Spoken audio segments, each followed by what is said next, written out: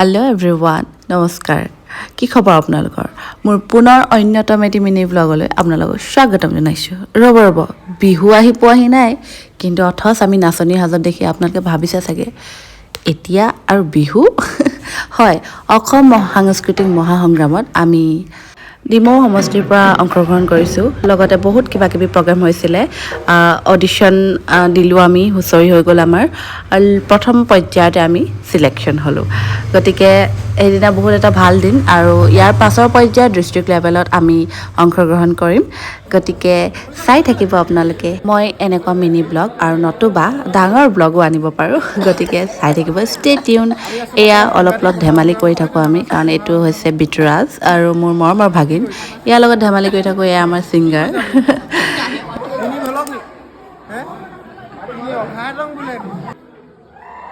বাকি প্ৰগ্ৰাম বিলাকৰ বেছি ভিডিও কৰিব নোৱাৰিলো অলপ ক্লিপছ ৰাখিলো হেয়াই দেখাইছো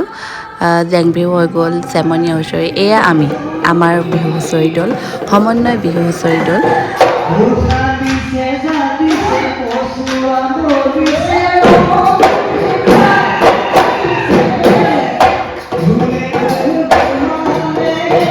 আমি সিলেক্ট হোৱাৰ পাছত আমি বাহিৰতে অলপ ফূৰ্তি কৰিলো ঢোলৰ মাথনি জানো কোনবাৰ ৰৈ থাকিব পাৰে বহাগ বিহুলৈ আমি অপেক্ষা কৰিব নোৱাৰো আমি নাচিয়ে থাকিম বাৰু আজিলৈ বিদায় মাগিছো আৰু মোৰ ইউটিউব চেনেলটো সাবস্ক্ৰাইব কৰি দিব এনেকুৱা নতুন ধুনীয়া ভিডিও আগলৈও বনাই যাম